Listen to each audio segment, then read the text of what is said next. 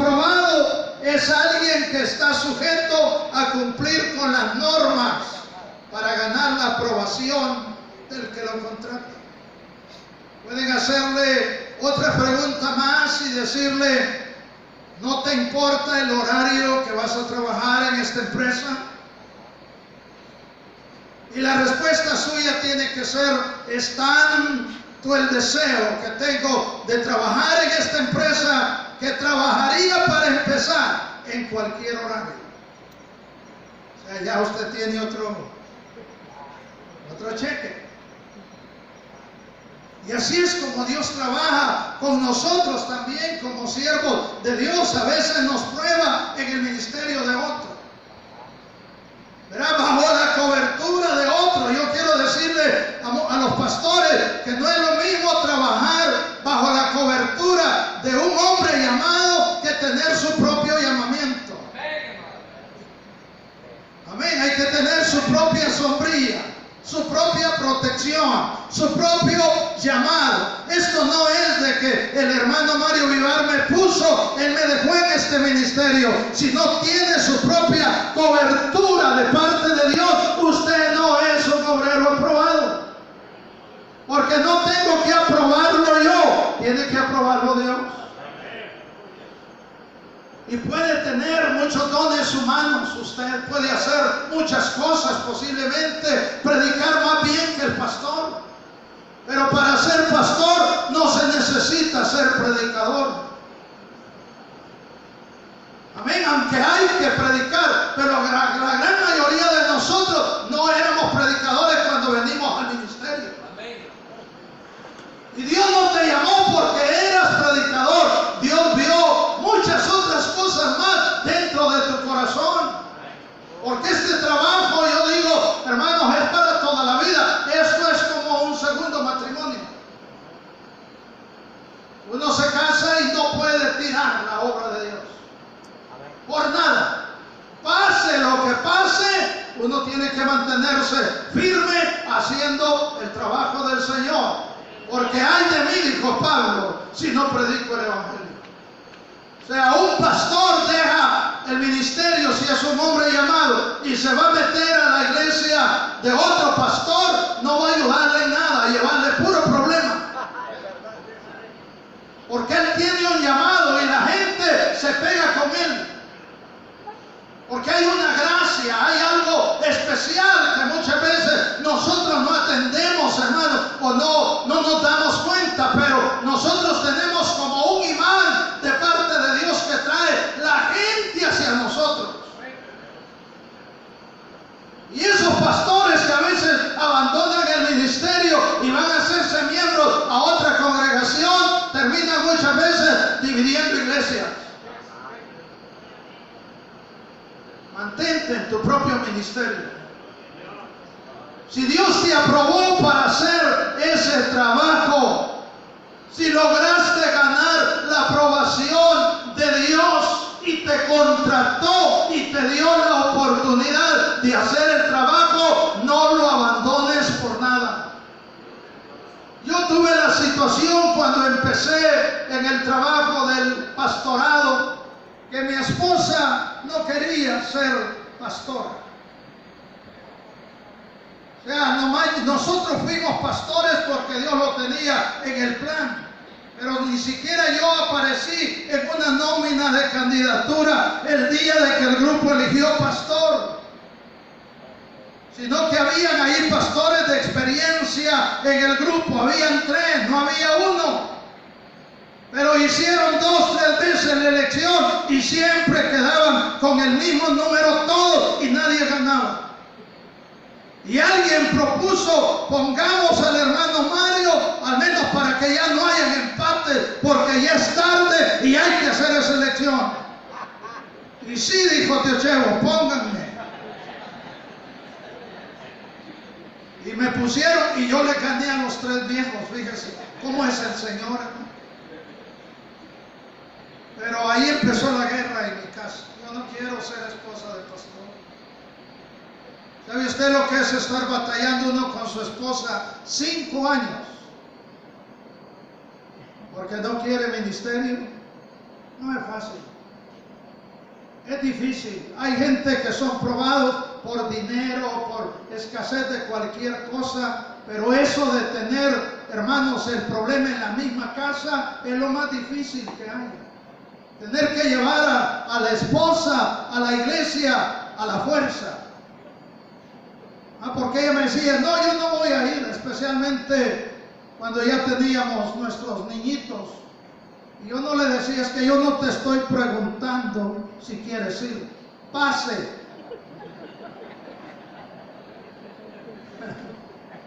Y llorando salía de la casa para la iglesia. Siéntese ahí, ahí se está. Si no quiere cantar, no cante. Si no quiere llorar, no ore. Usted va a estar ahí. 5 años. Usted me puede decir que fácil, hermano Mario. No es fácil. Mire, han pasado 45 años más. Y hoy, si yo me descuido, ella me quita el ministerio. Porque Dios hizo un trabajo especial con ella.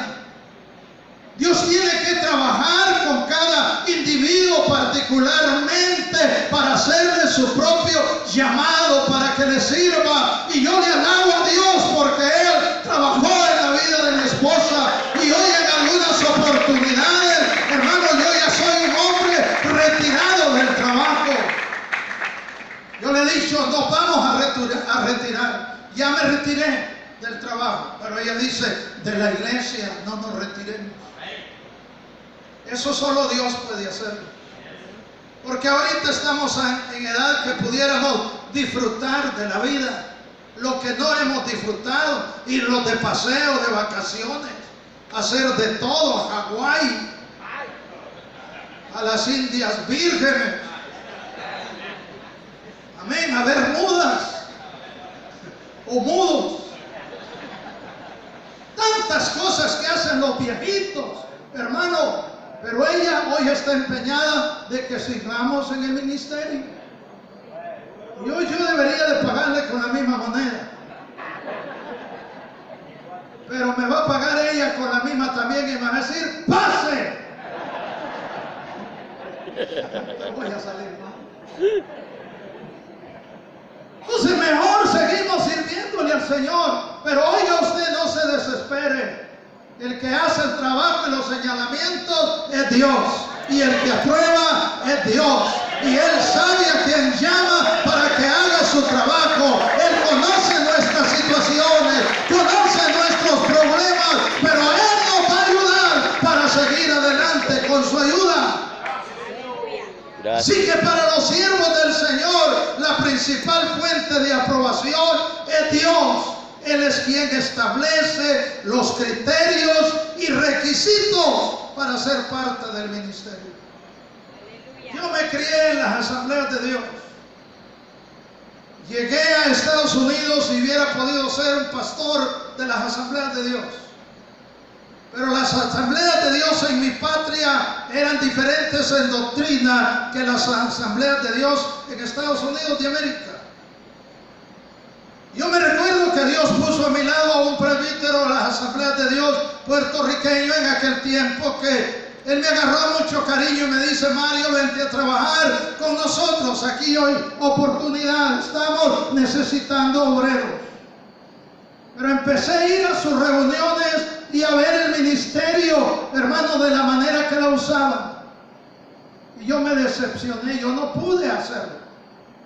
Hubiera tenido que ser un pastor hipócrita, pero ver a mujeres enjolladas, empantalonadas, arriba de los púlpitos, eso, hermano, para nosotros era una prohibición. Yo me crié en una iglesia que no había batería. Era pecado tener una batería en aquel tiempo dentro de una iglesia. Un conjunto electrónico no existía. Nosotros cantábamos con órgano, con guitarras de cajón, esa era nuestra música, y aquellos bajos grandotes que uno solo le jalaba así. Pero música electrónico, eso era del diablo. Entonces llego a los Estados Unidos y veo aquel de Renger. Como yo me voy a meter a pastor, me muero de un ataque al corazón en menos de 15 días. Yo había sido instruido de otra manera. Y tuve que decirle al hermano superintendente: hermano, lo siento mucho, pero yo no puedo trabajar con las asambleas de Dios aquí en Estados Unidos. Ustedes son muy liberales, son gente que no tiene temor a Dios. Ustedes hacen cosas en los púlpitos que Dios no se agrada de ellas, y no quiero caer en ese pecado, así que perdónenme. Y de esa manera abandoné las asambleas de Dios y fui a parar a una iglesia centroamericana, que ustedes conocen esos sistemas. En el tiempo que nosotros llegamos a América con mi esposa, allá no había muchas iglesias como hoy. Hoy hay 4 o 5 iglesias independientes en cada cuadra. Un hermano que fue a predicarnos una vez me dijo a mí que había contado en la calle, en la Avalon, donde nosotros estamos, 168 iglesias desde el centro hasta la orilla del mar. 168 iglesias en una sola avenida, hispanas. O sea, no estamos hablando de iglesias americanas, hispanas. Hermano, ha habido un tremendo despertamiento allá, pero en aquel tiempo no había iglesia. Y tuvimos que ir a una iglesia de la misión centroamericana. Y ahí el hermano pastor, un chiquitillo, Paquito se llamaba él, le caí bien. Y me dice: quédate aquí, hermano, y ayúdame aquí. Y de un día para otro me dio la escuela dominical para que yo la dirigiera. Y empecé a ayudarle. Allá habían cubanos, puertorriqueños, suramericanos y gente de por allá.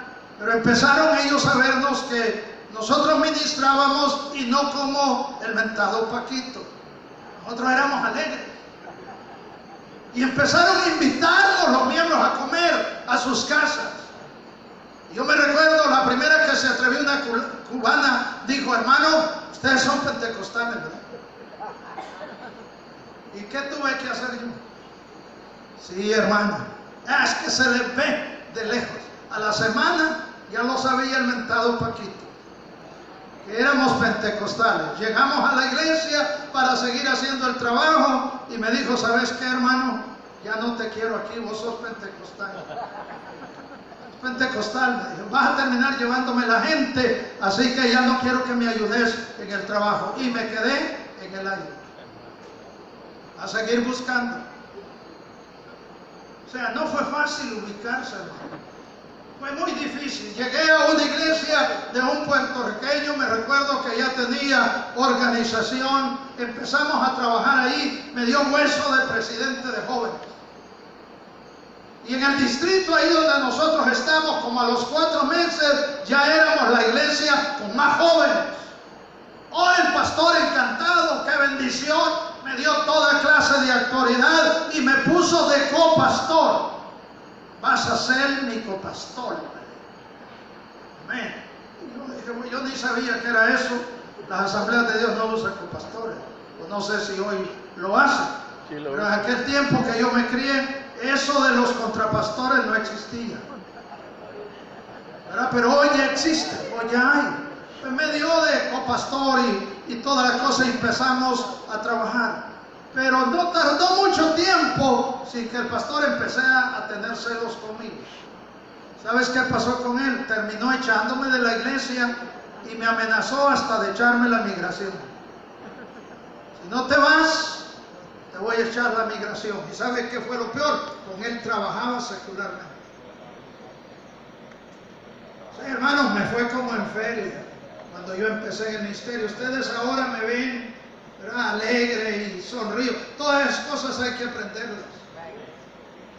Uno tiene que aprender a sonreír, a pasar las pruebas, el buen deseo de hacer el trabajo del Señor y encontrar gente que te para, que te dice no, pero si Dios tiene un trabajo para ti, no tienes que desmayar. Hay que ir hacia adelante viendo al soberano, el que tiene la mejor calificación. Hasta que Dios proveyó un ministerio propio, una organización pequeña donde llegué a trabajar, que es donde estamos. ¿Verdad? Desde aquella fecha hasta hoy yo estoy ahí sirviéndole al Señor. Fui 20 años vicepresidente del hermano que estaba ahí. Su organización era vitalicia.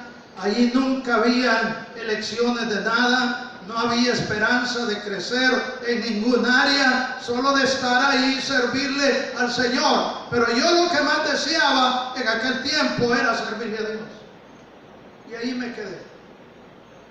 Hasta que Dios tuvo ministerio, ¿verdad?, directamente para mí. Me abrió campo y empecé a hacer el trabajo en la obra del Señor. Así que, hermanos, tenemos que estar seguros de la aprobación de Dios.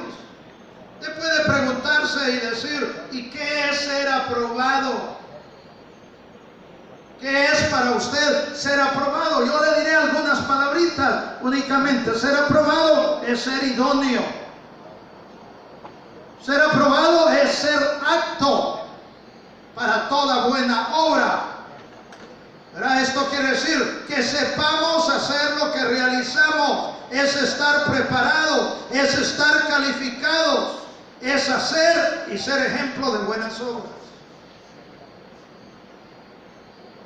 Pero muchas veces uno inicia ministerio. Y yo puedo decir ahora que yo veo para atrás, yo no estaba preparado. Aunque tenía muchísima experiencia, pero ser pastor en Estados Unidos no es lo mismo que ser pastor en Centroamérica. Allá nuestras congregaciones, hermanos, no tienen una sola cultura. Nosotros tenemos miembros de diferentes nacionalidades y culturas. Y uno tiene que estar instruido para trabajar con todo tipo de cultura, con todo tipo de gente. Y eso no es fácil. La otra cosa es que allá en nuestros barrios, en nuestras colonias, no toda la gente habla español. Usted está, por ejemplo, en una cuadra, ahí puede encontrar 15, 20 personas que hablan español. La mayoría son chinos, negros, americanos blancos o de cualquier otra nacionalidad, pero no son hispanos.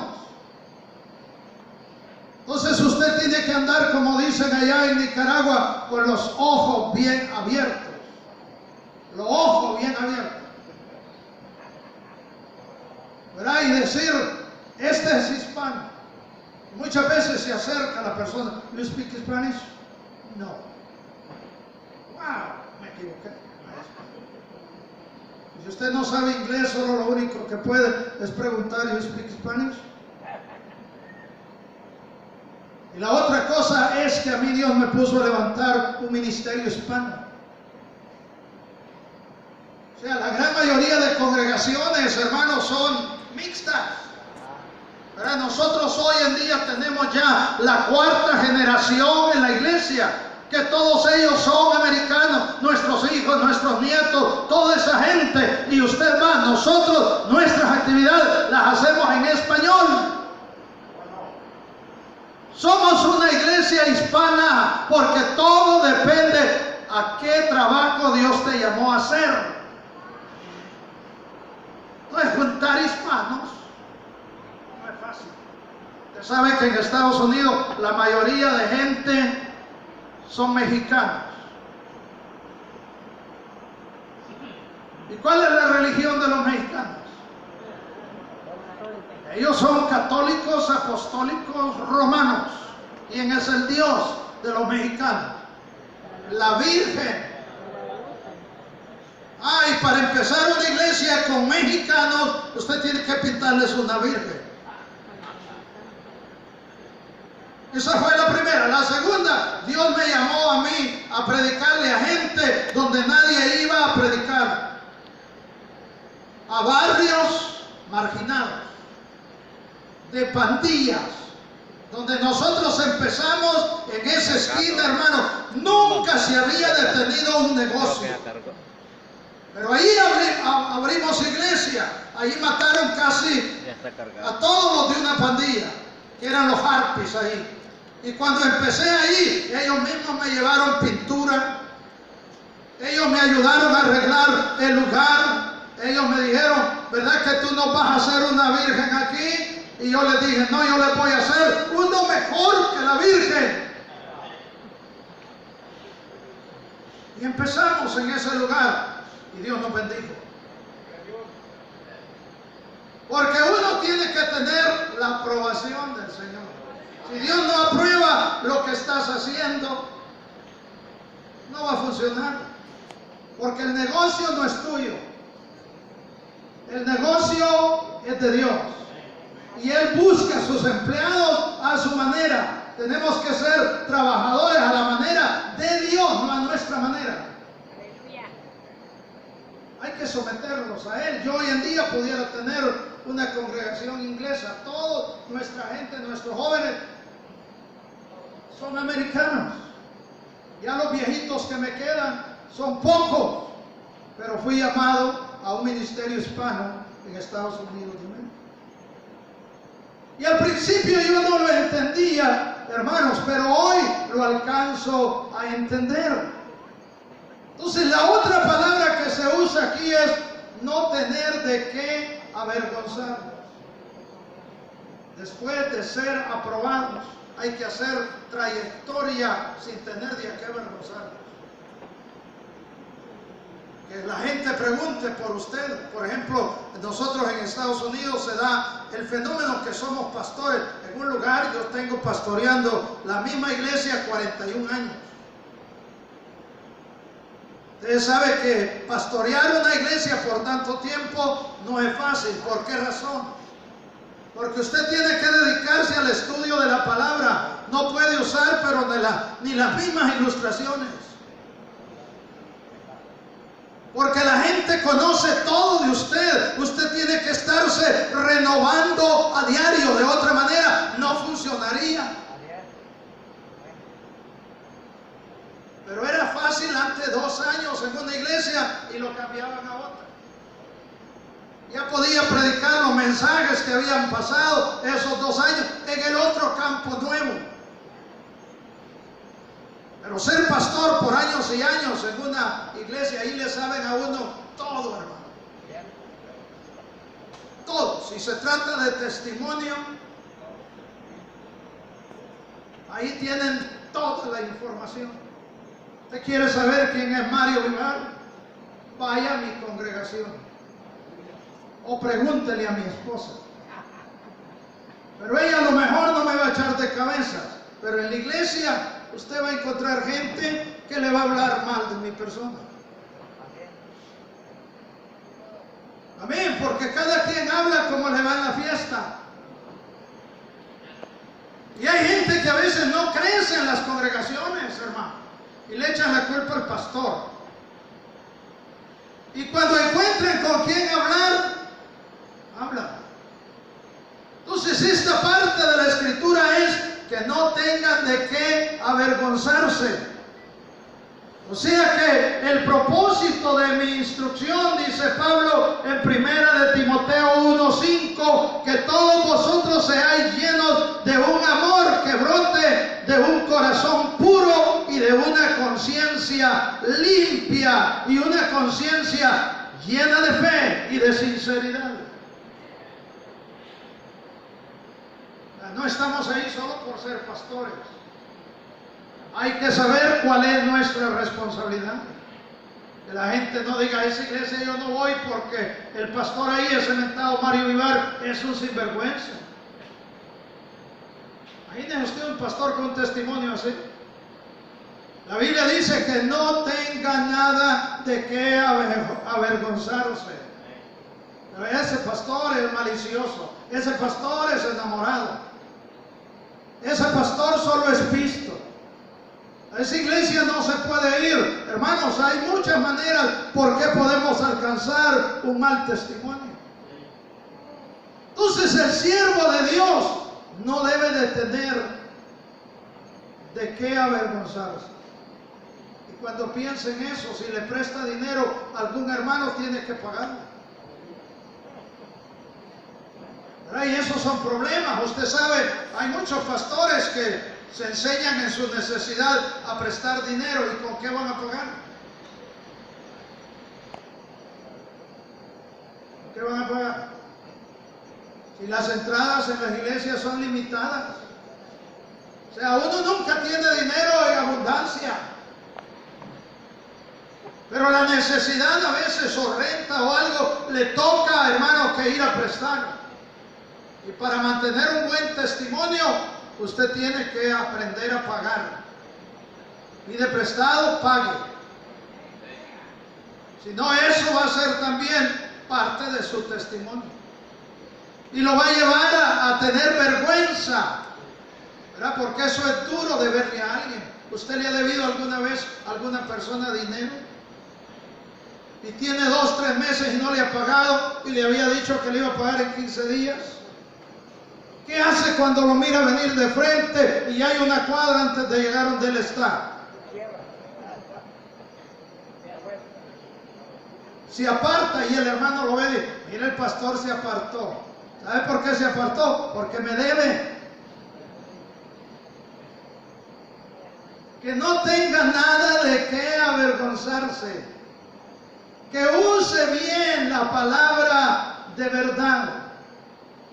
El uso correcto de la palabra de Dios escrita, hermanos, debe de ser la prioridad para todo siervo de Dios, al igual que lo era para Pablo. ¿Cuál es la razón? Para contrarrestar a los que predican otro evangelio que no es la verdad de Dios. Hoy se predican muchos evangelios. Pero el evangelio que predicaba Pablo era aquel que él decía, no me avergüenzo del evangelio que yo predico, porque es poder de Dios para salvación a todo aquel que cree, al judío primeramente y también al griego. Debemos de saber qué es lo que predicamos. ¿Verdad? Si predicamos salvación, ¿qué clase de doctrina de salvación predicamos? Porque hoy hay muchas orientaciones, hermanos, bíblicas con relación a la salvación.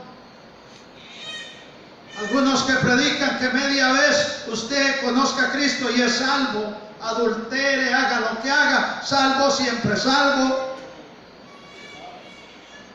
Y son doctrinas aceptadas, por lo menos hay 3 líneas de doctrina que son aceptadas por todas las organizaciones.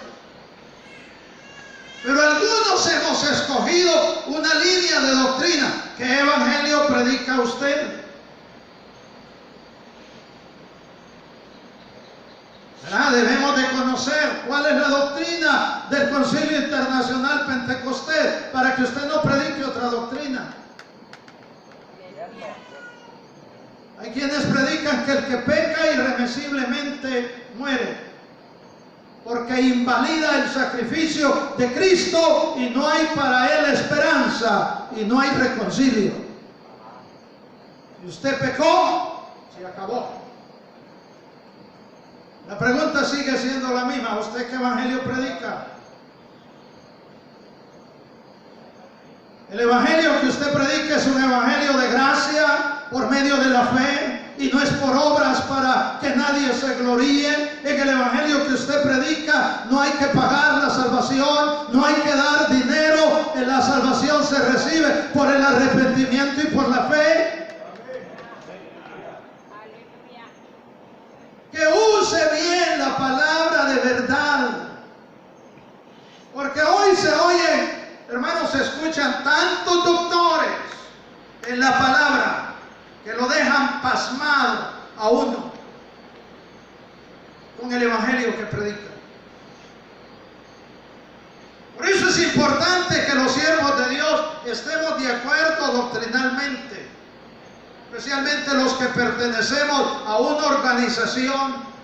Debemos de conocer nuestros manuales de doctrina, saber en qué creemos, cuál es nuestra línea doctrinal con relación a profecía, con relación a salvación, con relación a justificación y a otras doctrinas fundamentales de la palabra de Dios, para que usemos bien la palabra de verdad. Amén, hermanos. O sea, no es de solo abrir la Biblia y 1, 2, 3, aquí voy a predicar. Usted debe de saber de qué predica. Por eso Pablo le aconsejaba a Timoteo que no se metiera a discusiones inútiles, que se mantuviera en la verdad de Dios, en lo que tiene que ver con la salvación, y que no se involucrara en andar en discusiones fatuas con los demás, porque eso puede distraer al siervo de Dios en su llamamiento. Si no está instruido, empieza a preguntarse: entonces, ¿yo qué predico? ¿Yo qué creo?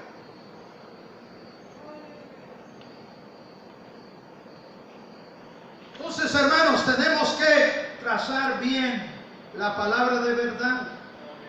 Nosotros no somos predicadores de una verdad relativa, sino que somos predicadores de una verdad absoluta. Jesucristo dijo: yo soy el camino, la verdad y la vida, y nadie viene al Padre sino es por mí. Tenemos que estar ciertos que predicamos el Evangelio de nuestro Señor Jesucristo para salvación a todo el que cree. No importa quién sea, predicamos salvación por gracia y por la fe. Creemos que Dios puede perdonar toda especie de pecado. El que se arrepiente tiene esperanza, porque Cristo llevó en la cruz del Calvario nuestros pecados. Él padeció y pagó el precio de lo que nosotros teníamos que pagar, y ahora hay salvación gratuita para nosotros. Otra vez la pregunta: ¿qué evangelio predicamos?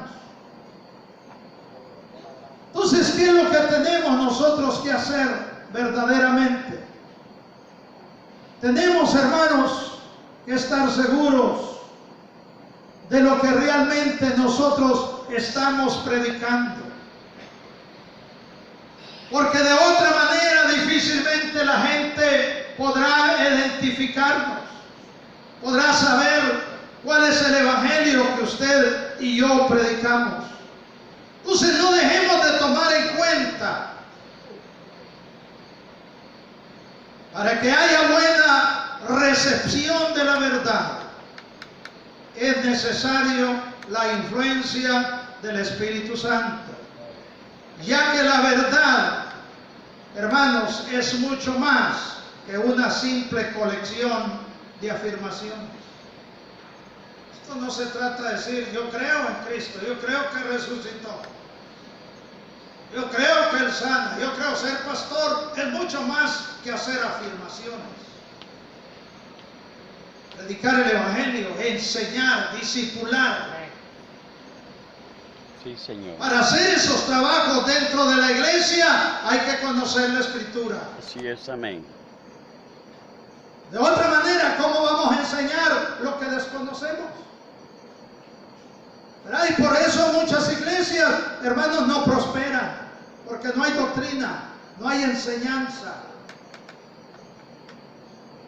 ¿Verdad? El pastorcito va, habla un sermoncito, una predicacioncita, y cualquiera que sea, la gente no alcanza ni a entender. No hay conocimiento. Y por falta de conocimiento, el pueblo de Dios muchas veces perece.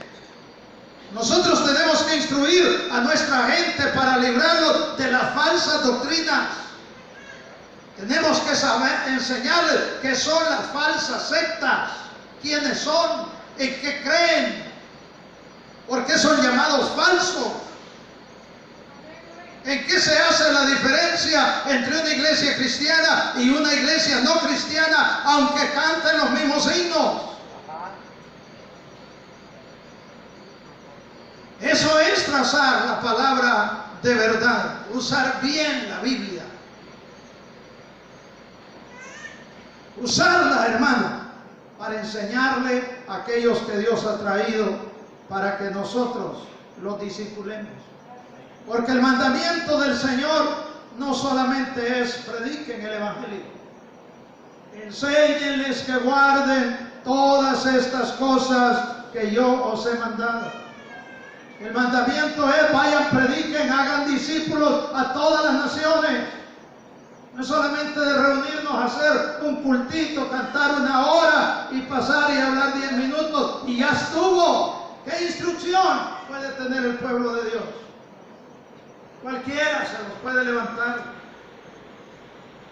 porque no hay instrucción. Los siervos de Dios debemos de aprender la palabra de verdad y no negársela a nuestros miembros. Hay que enseñárselas para que ellos crezcan en el conocimiento de la palabra del Señor. Si llegan a saber más que nosotros, gloria a Dios. Amén. No tenga celos que le van a quitar el ministerio, porque Dios no llama a todo el mundo. Usted es un hombre llamado por Dios. Haga su trabajo, porque Dios lo aprobó para que usted hiciera el santo trabajo del Señor. Yo quiero terminar en esta noche porque ya son las 9. Hemos estado aquí desde temprano haciendo el trabajo. En la hora del Señor nos hemos gozado. Pero quiero terminar diciéndoles, hermanos, que como ministros que predicamos el Evangelio, debe llamarnos mucho la atención que para ser un obrero aprobado hay que usar correctamente la palabra de Dios, y que tenemos una tremenda responsabilidad de estudiar. De mucho se ha hablado en este congreso de eso, del que el pastor no lee, que el pastor no ora, ¿verdad? De lo que se piensa hoy de los siervos del Señor. Pongamos en vergüenza esos números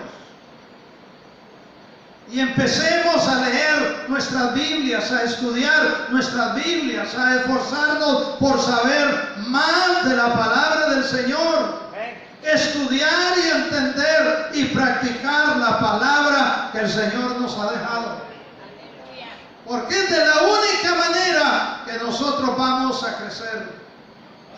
Pastores, procuremos esforzarnos para presentarnos a Dios aprobados, como obreros que no tenemos nada de qué avergonzarnos y que hacemos buen uso de la palabra del Señor, que Dios nos dejó con su autoridad. No le quite ni le ponga. No diga yo pienso que Dios quiso decir esto. No se meta a esos problemas. De ahí han salido las falsas doctrinas de hombres y mujeres que se atreven a poner su mente en el pensamiento de Dios y añadirle a la palabra de Dios. Y recuerde, hay maldición para el que le pone o para el que le quite. Predique la palabra tal y como está escrita. Amén. Si algo no entiende, cuando lleguemos ahí arriba, le pregunta a Pablo: oye, Pablo, ¿y qué quisiste decir con tal cosa?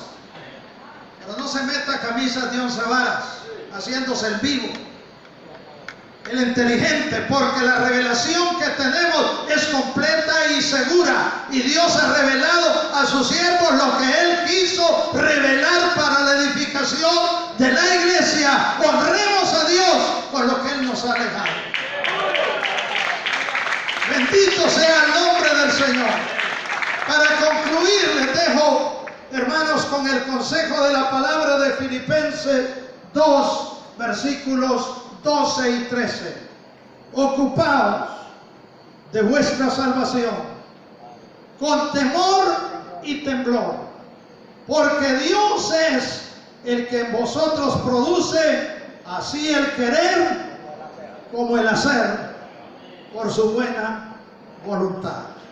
Pongámonos de pie y dejamos todos juntos en esta preciosa noche. Que Dios nos ayude para hacer un trabajo de acuerdo a su propósito y a su santa voluntad, para que realmente seamos nosotros ministros que Dios nos honre, que Dios nos apruebe y podamos ser de bendición, hermanos, para multitudes. Padre, que la gente, cuando escucha el mensaje de la palabra del Señor, pueda darle gracias a Dios por el ministerio que tú estás desempeñando.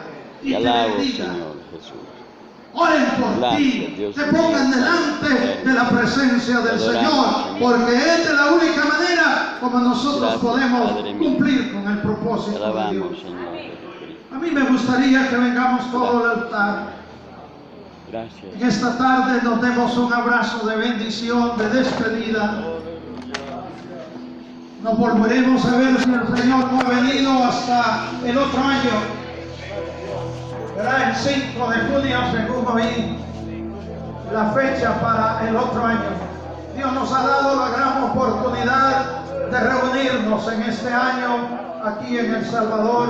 Queremos aprovechar a nuestros hermanos salvadoreños por el excelente trabajo que han realizado en este congreso y a la directiva, ¿verdad?, de la organización de los congresos centroamericanos, ¿verdad? Que Dios los bendiga y los siga ayudando para seguir haciendo este trabajo de la mejor manera. Que Dios los use para escoger temas que edifiquen a nosotros los pastores y que vayamos adelante creciendo en la obra del Señor. Quiero darle un abrazo a tu hermano que está allá a tu lado, aunque no sea de tu país. Dile, hermano, que Dios te bendiga. Qué bueno que pudimos estar juntos en este año. No te quedes el próximo año, hermano. Queremos verte en este evento glorioso, alabando y glorificando el nombre del Señor juntamente con nosotros. Somos los siervos de Dios. Somos los hombres que Dios ha llamado en esta organización para hacer su trabajo, y siéntete honrado por ese trabajo que Dios te ha dado. Deseamos que Dios siga bendiciendo el trabajo que estás realizando. Ahí en esa humilde aldea donde Dios te tiene, ahí el Señor te va a hacer florecer, porque Él te tiene en ese lugar. Es su voluntad. Haz el trabajo con alegría de corazón y lo mejor que te sea posible para que la bendición de Dios no te falta y sea su nombre honrado, no solamente por Dios, sino por tu comunidad. Alabado sea el nombre del Señor para siempre. Gracias por su esfuerzo, hermano. Aleluya, gracias por ese anhelo de estar en el Congreso Centroamericano. Y al Señor, ¿verdad?, que la actividad no te haya decepcionado, sino que regresemos felices pensando, el otro año yo estaré en el Centroamericano. No me quedo por nada, porque Dios nos ha bendecido. Aleluya, bendito sea el nombre del Señor. Vamos a orar, hermanos. Podemos hacer una rueda y abrazarnos y orar. Vamos a darle gracias a Dios por este Congreso Centroamericano, a bendecirnos unos a otros con la ayuda del Señor. Hagamos una rueda y vamos a tomarnos de la mano si es posible. Vamos a darle gracias a Dios por el éxito que Dios nos ha dado, porque de alguna manera hemos tenido un descanso en Dios en estos 3 días. La palabra de Dios nos ha bendecido sobremanera, así que es de alabar y glorificar el nombre del Señor. Padre, en el nombre de Jesús, levanta tus manos al cielo.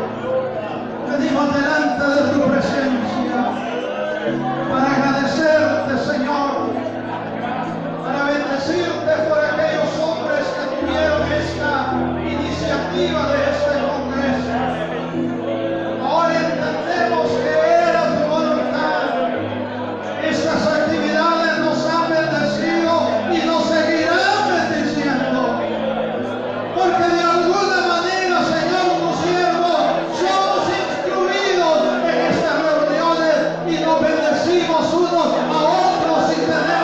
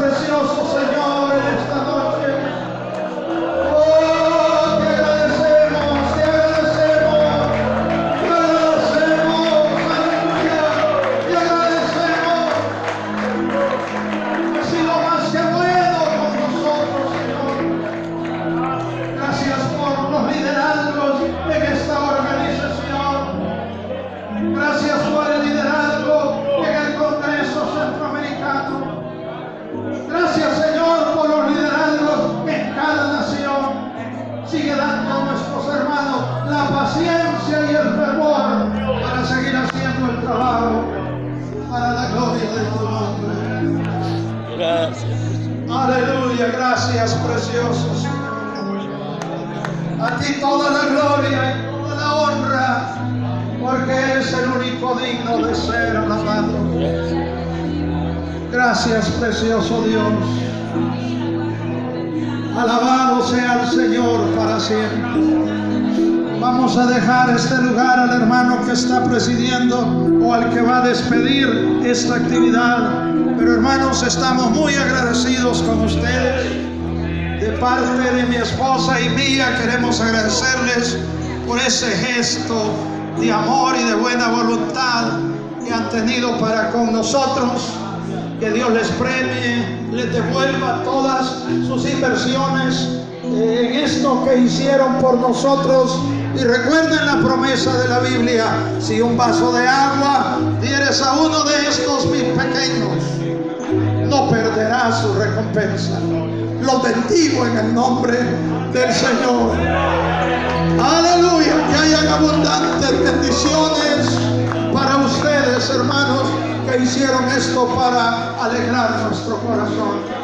Y no se cansen de hacer lo bueno, que Dios tiene bendiciones para ustedes. Gracias, hermano. Dios les bendiga. Gracias, hermano. Amén, amén. Gloria a Dios, solo queremos agradecer